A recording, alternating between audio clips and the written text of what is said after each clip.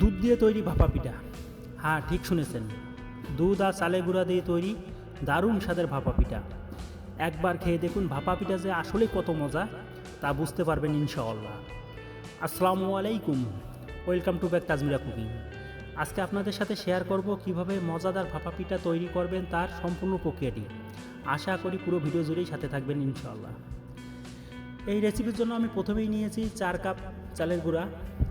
চালের গুঁড়া নেওয়া হয়ে গেলে এর সাথে অ্যাড করেছি পরিমাণ মতন লবণ। 4 কাপ চালের গুঁড়ায় 1 চা চামচ লবণ দিলেই যথেষ্ট।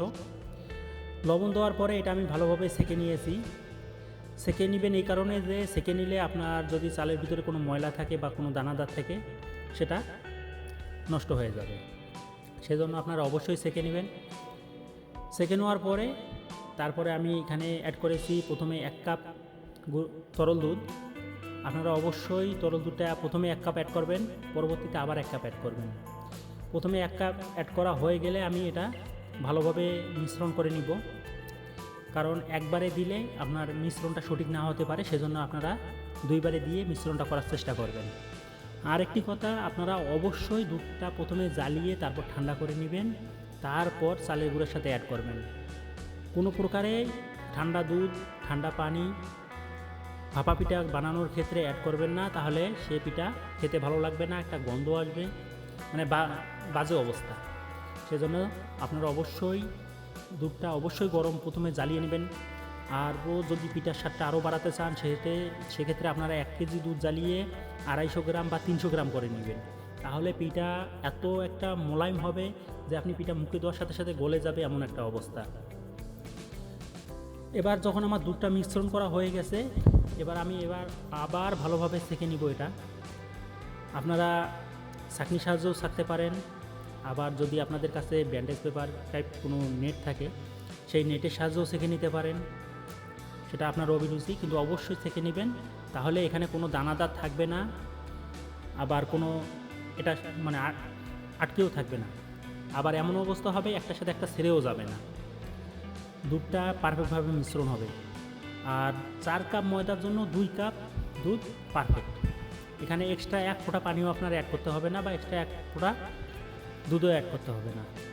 তারপর আমি যে পাত্রে ভাপা পিঠাটা বানাবো, যে বাটিতে, সে বাটিতে প্রথমে চালের গুঁড়া দিয়ে নিয়েছি, তারপর দিয়েছি খেজুরের গুড়। আপনারা অবশ্যই খেজুরের গুড়টা একটু ভালো মানের কেনার চেষ্টা করবেন, কারণ বাজারে যে 1-150 টাকার গুড়টা পাওয়া যায়, কথায় আছে সস্তার 12 অবস্থা, সেটা হলো সস্তার 12 অবস্থা।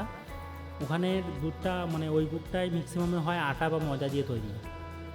সেজন্য আপনারা একটু যদি ভালো মানের গুড় 250 বা 300 টাকা কেজিতে গুড়টা, যে খেজুরের গুড়টা পাওয়া যায়, ওটা যদি কিনেন, তাহলে সে গুড়টা খেতেও মজা লাগবে, সে গুড়ের কালারটাও মোটামুটি ভালো। তারপরে আবার আমি এর সাথে অ্যাড করেছি নারিকেল স্লাইস। আপনারা ইচ্ছা করলে নারিকেল কুড়াও দিতে পারেন। নারিকেল স্লাইস অ্যাড করেছি। নারিকেল স্লাইস অ্যাড করার কারণ, নারিকেলটা যখন মুখে পড়বে তখন একটা অন্যরকম একটা ফ্লেভার লাগে, সেজন্য নারিকেল স্লাইস করে দিয়েছি। আপনারা ইচ্ছা করলে নারিকেল কুড়া মানে ব্লেন্ডারের সাহায্যে কুড়া করে দিতে পারেন, আবার কুড়া যে হাত দিয়ে কুড়া করা যায় সেটা কুড়া দিয়েও আপনারা কুড়া করতে পারেন। তারপর আমি এটা একটা ন্যাকড়া দিয়ে ঢেকে নিয়েছি। ন্যাকড়াটা অবশ্যই ভালোভাবে ধুয়ে নেবেন, এবং ন্যাকড়াটা যাতে ভিজা থাকে, একটু হালকা হালকা ভিজা থাকে, একেবারে শুকনো ড্রাই না হয়, সেদিকে অবশ্যই লক্ষ্য রাখবেন। তারপর আমি যে পাত্রে মানে ভাপা পিঠা বানাবো, যে পাতিলে, সেই পাতিলের উপর বসিয়ে দিয়েছি। এখানে অবশ্যই লক্ষ্য রাখবেন যাতে ভাপা পিঠার পানি যে গরমটা, ওটার যাতে বলকুটে ধোয়া বাইর হয়। দেখুন আমার চতুর্থ সাইড থেকে প্রচণ্ড ধোয়া আসতেছে, তার মানে পানি ফুল গরম। এই গরম অবস্থায় দিলে আপনাদের একটা পিঠা হতে সময় লাগবে সর্বোচ্চ 1.5 থেকে 2 মিনিট। আমার প্রতিটা পিঠাতে সময় লেগেছে সর্বোচ্চ 1.5 মিনিট। দেখুন আমার 1.5 মিনিট পরে আমি এটা খুলতেছি, এটার অবস্থা দেখুন। আর এটা যখন আপনারা হবে কি না হবে এটা বুঝবেন কিভাবে, এর উপর একটা জোরে, মোটামুটি একটু জোরে বাড়ি মারবেন। জোরে বাড়ি মারাতেই আপনার পিঠাটার উপরে হালকা বাড়ি দিবেন, বাড়ি দিলেই দেখবেন একটা ধাপ শব্দ হবে, শব্দ হলেই বুঝবেন যে পিঠা হয়ে গেছে।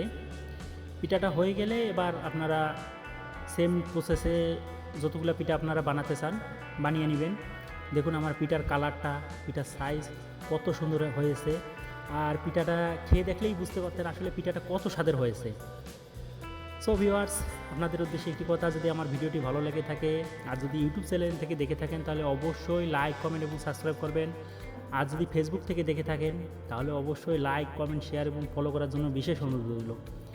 আর আপনারা কী ধরনের ভিডিও দেখতে চান সেই ধরনের ভিডিও যদি কমেন্ট বক্সে আমাকে কমেন্ট করেন, আমি সেই ধরনের ভিডিও নিয়ে আপনাদের সামনে হাজির হব ইনশাআল্লাহ। দেখা হবে আবার সুন্দর কোনো রেসিপি নিয়ে। আর এই পিঠা সম্বন্ধে যদি আপনাদের কোনো জানার থাকে আপনারা সেটাও অবশ্যই জানাবেন আমারে, আমি সেটা আপনাদের